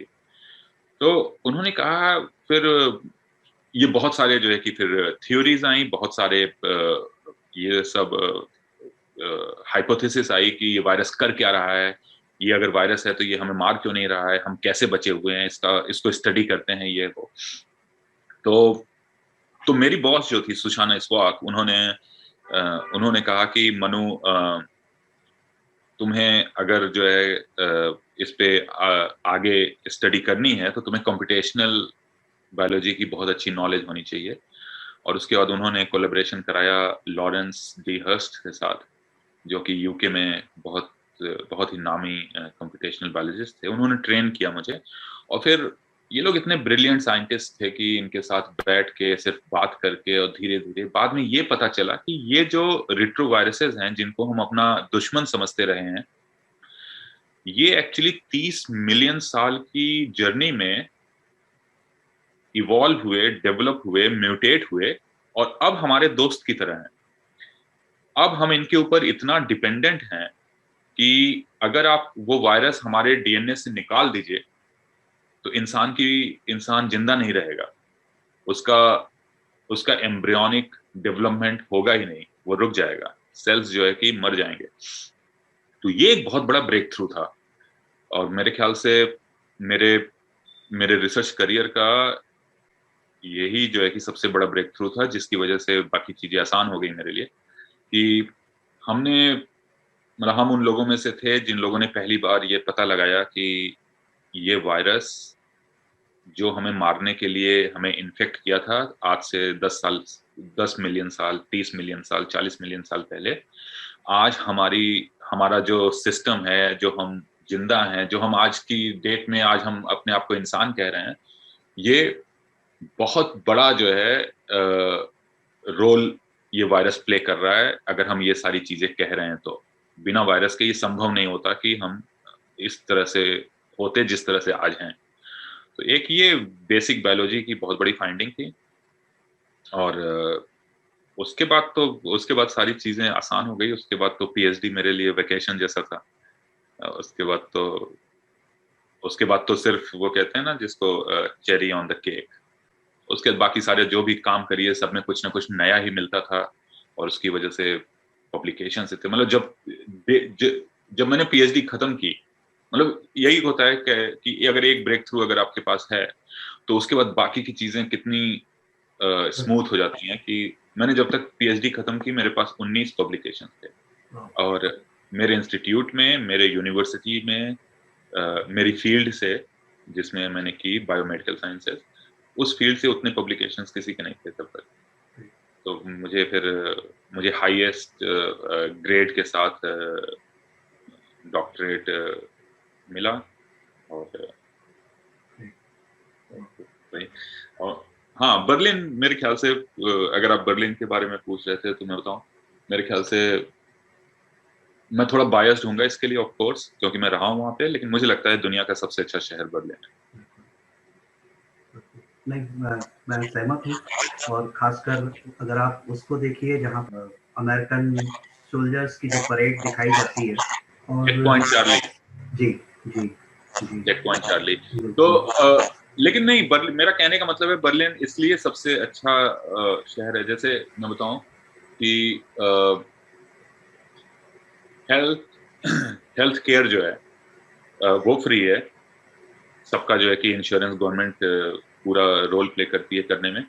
एजुकेशन फ्री है, सबसे बड़ी चीज। एक मेरे ख्याल से एक किसी भी देश में अगर आप पैदा होइए तो मेरे ख्याल से उसके गवर्नमेंट की जिम्मेदारी होनी चाहिए कि आपको एक अच्छी पढ़ाई और एक अच्छा हेल्थ केयर दे सके। और वो चीज आपको जितने बड़े पैमाने पे जर्मनी करता है, मेरे ख्याल से उतने बड़े पैमाने पे और कहीं आपको नहीं मिलता। जैसे अमेरिका में पढ़ाई इतनी महंगी है, हेल्थ केयर इतना महंगा है कि मतलब जो लोगों के पास अच्छी नौकरी नहीं है उन लोगों की हालत बहुत खराब है अमेरिका की। इनफैक्ट ये चीज पूरे यूरोप में है। अगर आप देखिए तो जर्मनी और ऊपर जाते जाइए स्कैंडिनेवियन कंट्रीज में, नीदरलैंड, और मतलब स्कैंडिनेवियन में सबको जो लीजिए डेनमार्क, वहाँ पर ये ट्रेंड है। टैक्सेस बहुत हाई हैं, बट देन उसी हिसाब से फैसिलिटीज भी है। जी जी जी, 100%। जी, स्कैंडिनेविया, हाँ, ये जो स्वीडन, नॉर्वे और डेनमार्क है, मेरे ख्याल से यहाँ पे भी इस चीज का बहुत ही अच्छा ख्याल रखा गया है। जी मैंने बोला मैं थोड़ा सा बायस्ड हूँ बर्लिन के लिए। जी जी, नहीं मैं समझ सकता हूँ, क्योंकि जर्मनी में मैं भी कुछ समय रहा हूँ, करीब 6 महीने रहा हूँ, तो मैं चीजें समझ सकता हूँ। और मैं पूरे जर्मनी की वकालत नहीं, मैं सिर्फ बर्लिन की बात करूँ। ओके, मुझे अगर कहा जाए कि बर्लिन के अलावा कहीं और, तो शायद मुझे उतना नहीं, लेकिन बर्लिन। मैंने आपकी फोटोग्राफ हाइडलबर्ग की भी देखी, और क्योंकि मैंने अपना समय हाइडलबर्ग में बिताया है तो मैं हाइडलबर्ग के लिए एडवोकेट करूंगा। बहुत खूबसूरत है हाइडलबर्ग बहुत खूबसूरत है। बिल्कुल बिल्कुल। कुछ चीजें मैं बच्चों के लिए भी जानना चाहूंगा और अपने लिए भी जानना चाहूंगा। जैसे आपने कंप्यूटेशनल बायोलॉजी का नाम दिया, तो क्या सॉफ्टवेयर आप यूज करते थे? क्या आप यूनिवर्सिटी ऑफ बाथ में ही इस चीज को किए थे? नहीं नहीं, वहां पे मैं ट्रेनिंग के लिए गया था। जैसे मुझे स्कॉलरशिप मिला उसके बाद। कहाँ पर आप गए थे यूके में? बैथ। तो बैथ जो है वो आपका 200 जो किलोमीटर कंप्यूटेशनल बायोलॉजी के लिए, जो आप सीखने के लिए, जो आपका कोलैबोरेशन था आपकी बॉस का हाँ कंप्यूटेशनल बायोलॉजी के संदर्भ में हाँ यूके में किसी के साथ, जी जी, वो बात में ही था कि? हाँ हाँ, वो बैथ ही था। तो ओके। बैथ में जैसे लॉरेंस डी हर्स्ट हैं, वो इस वक्त डायरेक्टर हैं मिलनर सेंटर ऑफ इवोल्यूशन के ना। ओके।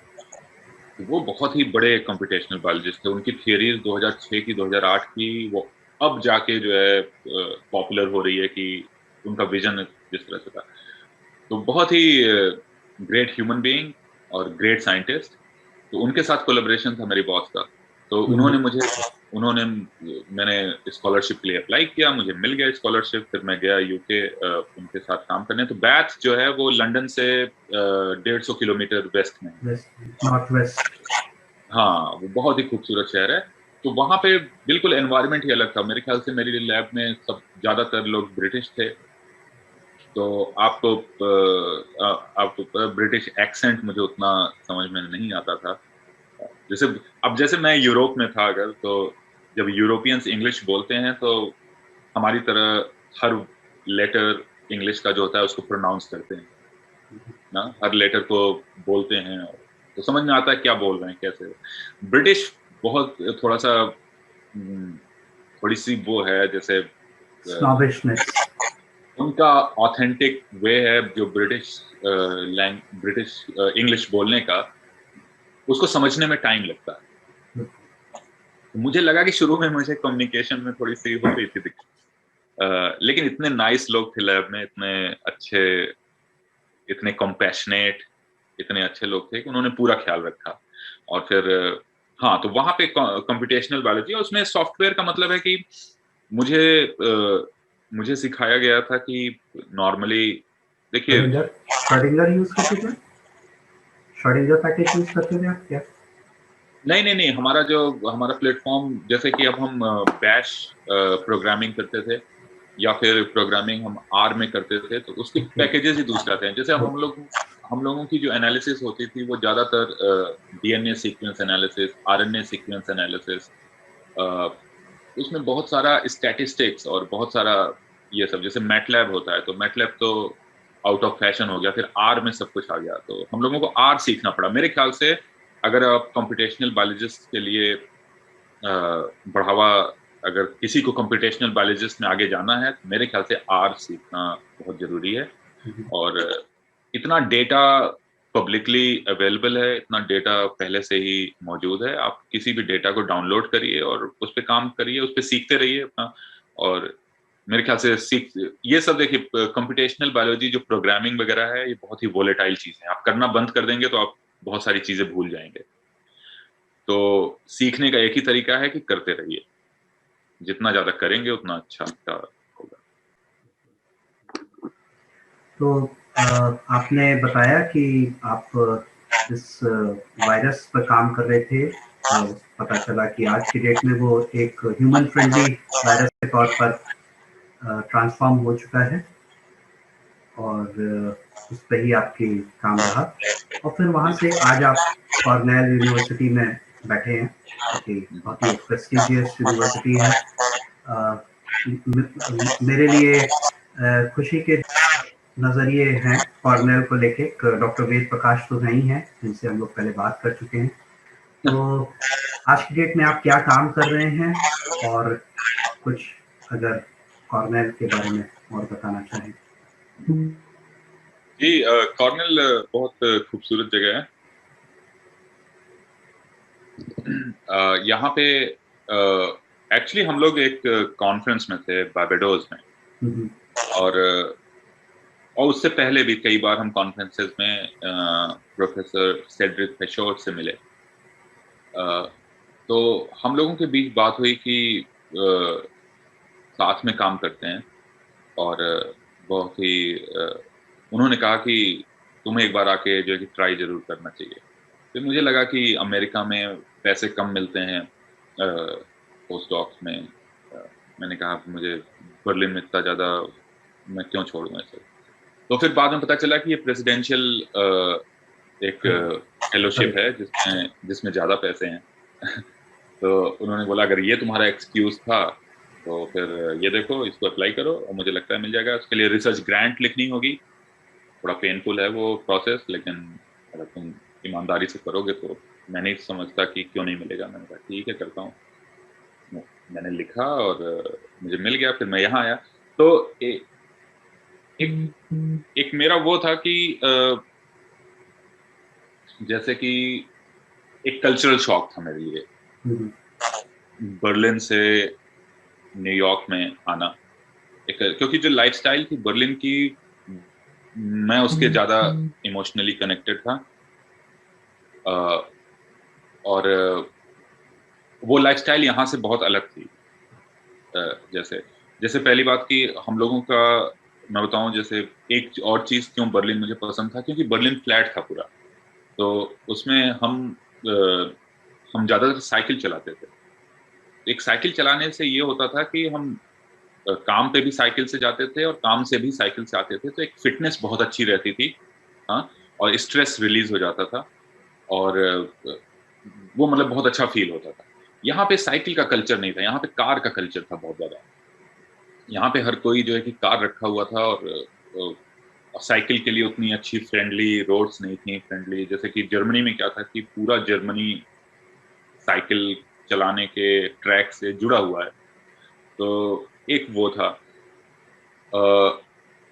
उसके बाद हर चीज़ आपको आईडी अपना साथ लेके चलना है कि कब कहाँ ज़रूरत पड़ जाए ये सब। तो मुझे थोड़ा-सा उसका दिक्कत हुआ शुरू में कल्चरल शॉक। लेकिन जो एनवायरनमेंट है यूनिवर्सिटी में रिसर्च का और जिस लेवल पे डिस्कशन था, वो आउट ऑफ द वर्ल्ड है। मतलब वो तो बहुत ही अच्छा है। लेकिन फिर एक और अनफॉर्चुनेट चीज़ हुई कि मैंने जॉइन किया, फिर 6 महीने पहले 6 महीने तो मैं यहाँ से जर्मनी, जर्मनी से यहाँ जाता रहा, मेरी पार्टनर जर्मनी में थी, उसकी वजह से। तो वो 6 महीने के बाद लॉकडाउन हो गया कोविड का।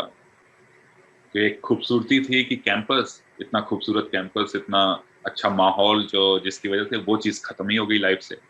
मैं इस घर में 1 साल कम से कम तो लॉकडाउन रहा ही, तो 1 साल तक कोई लैब नहीं जा पाता था, हर कोई घर में था, सारी चीज़ें ज़ूम पर होती थी। तो वो थोड़ा-सा एक्सपीरियंस उतना अच्छा नहीं था।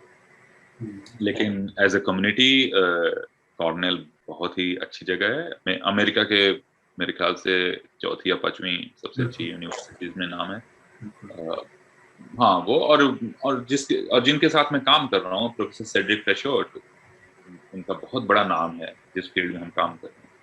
तो बहुत कुछ सीखने को मिला, जैसे कि साइंस में चालाकी सिर्फ ये नहीं होती है कि कितनी अच्छी आपकी थ्योरी है, कितनी अच्छी हाइपोथेसिस है। चालाकी ये भी होती है कि आप उसको कितने अच्छे से देखते हैं, आप उसको कितने अच्छे से प्रेज़ेंट करते हैं। यहाँ पे सीखने को मिला कि अ, एज़ अ एकेडमिक पर्सन आपकी एक रिस्पॉन्सिबिलिटी है कम्युनिटी को लेके। आपकी एक रिस्पॉन्सिबिलिटी है कि आपने जितना सीखा है उसको वापस दे के जाइए आप लोगों को।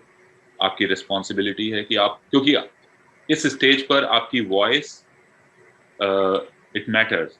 अगर आप कुछ बोलते हो तो उसको सुना जाता है, उसको एक्सेप्ट किया जाता है, उसको रिसीव किया जाता है।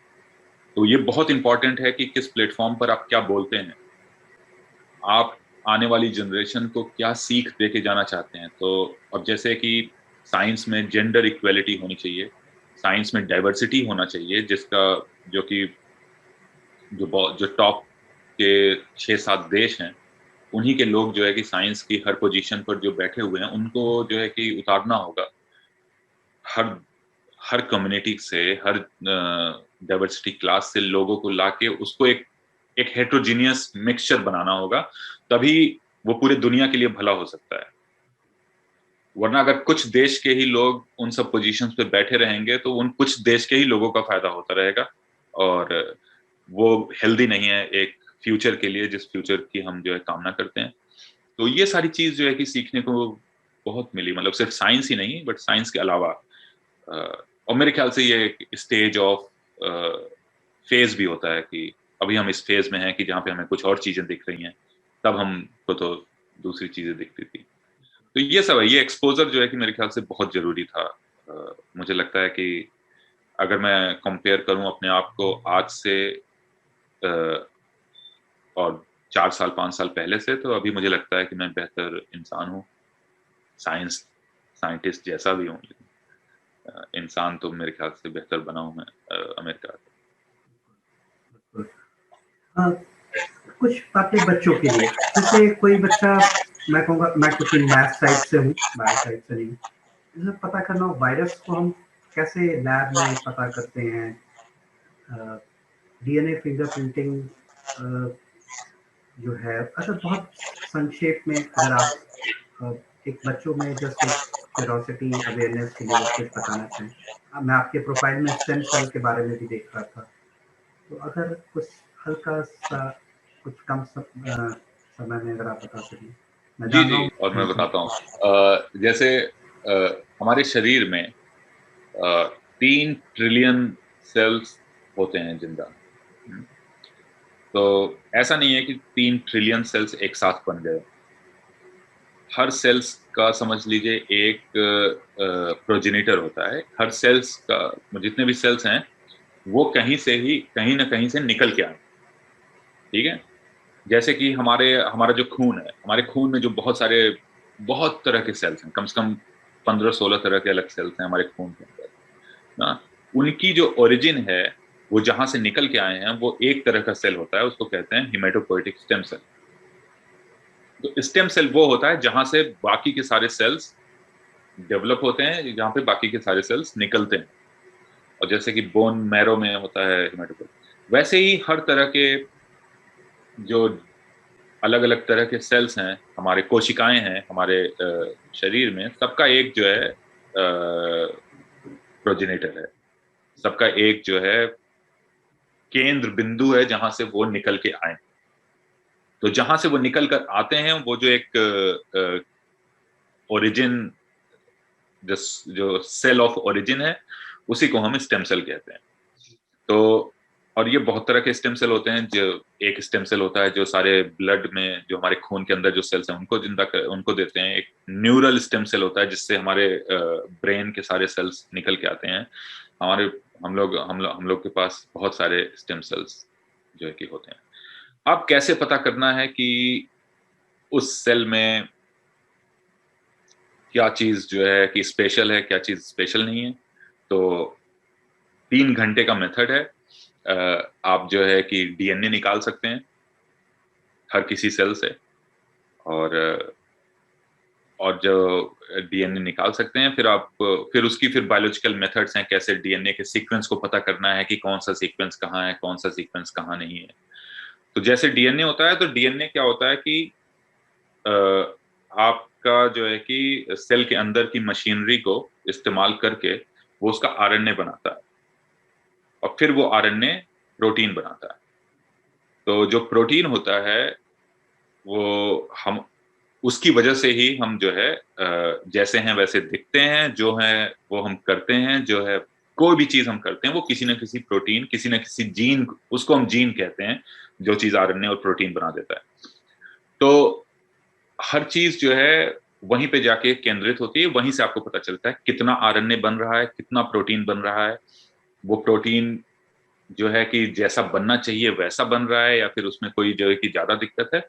ये सारी चीजों के अलग अलग मेथडोलॉजी हैं। अगर कोई ट्रेनिंग कोर्स करना चाहे, मेरे ख्याल से 1 महीने की ट्रेनिंग के बाद मेरे ख्याल से ये जनरस टाइम है जिसमें आप सीख जाएंगे कि आपको कैसे प्रोटीन निकालना है, कैसे आरएनए निकालना है, कैसे डीएनए निकालना है किसी भी टिश्यू से या किसी सेल से, और कैसे उसको एनालाइज कैसे करना है, किस तरह का वो इंफॉर्मेशन देता है आपका जो एक्सपेरिमेंट्स हैं, और उससे आप क्या क्या जो है इंटरप्रेट कर सकते हैं, आपको क्या क्या वो मिलता है। तो ये सारी चीजें, ये उतना जो है कि ये देखिए, ये ना मेथड्स हैं, ये टेक्निक्स हैं कि कैसे काम किया जाता है, वो मेरे ख्याल से हर किसी को आती है, और जिसको नहीं आती है वो कोर्स वर्क करता है, वो ट्रेनिंग करता है, वो सीख ही लेता है। मेरे ख्याल से एक साइंटिस्ट, एक अच्छा वैज्ञानिक बनने के लिए आपके पास अच्छा क्वेश्चन होना चाहिए कि आपने ये सारी टेक्निक यूज तो कर ली, लेकिन उससे आपको पता क्या करना है, और जो चीज आपको पता करना है उससे क्या ऐसी चीज थी पहले जो नहीं नोन थी, जिसके बारे में किसी को नहीं पता था, और वो आप पता करने जा रहे हैं। तो वो सब चीज आता है बहुत सारा लिटरेचर की पढ़ाई करके, बहुत सारा आइडियाज का एक्सचेंज करके, बहुत सारे कम्युनिकेशंस के बाद। इन सब चीजों का जो है उसकी अलग ही ट्रेनिंग होती है। उसमें आपको अपने ब्रेन को ट्रेन करना होता है कि कैसे आप इनोवेटिव चीजों को लेके आप ज्यादा आकर्षित हैं रादर देन टेक्निक डेवलपमेंट, क्योंकि टेक्निक डेवलपमेंट मुझे लगता है कि बहुत कॉम्पिटिटिव है। आप समझिए कि ये वही बात हो जाती है जैसे हमारे यहाँ पीएमटी वगैरह के एग्जाम्स होते हैं, तो 4 या 5 टेक्स्ट बुक हैं, सबको पता है वहीं से सवाल आने हैं, तो हर कोई पढ़ता है वही।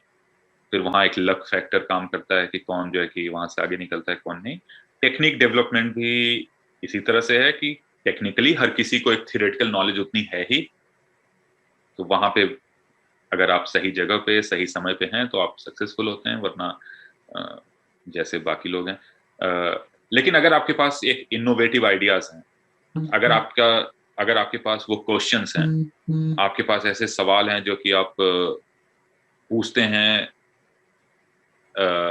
बायोलॉजी से या इवोल्यूशन से या डेवलपमेंट से या फिर मेडिसिन से, और वो सवाल अगर बहुत अच्छे हैं और उन सवाल का उत्तर अगर आपको अपने एक्सपेरिमेंट से मिल सकता है, तो वो आपको बनाते हैं एक अच्छा साइंटिस्ट।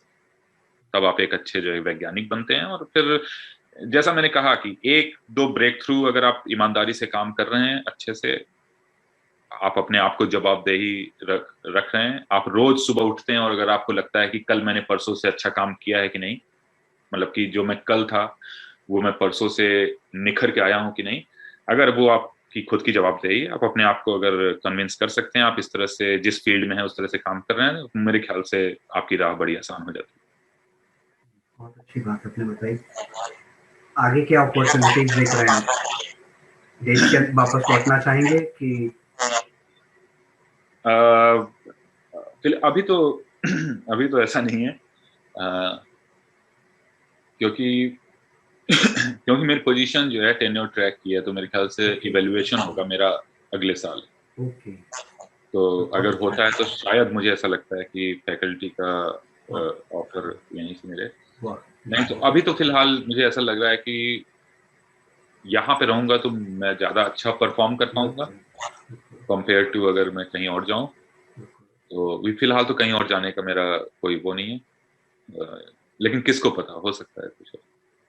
बहुत अच्छा, बहुत अच्छी जो आपने बात बताई।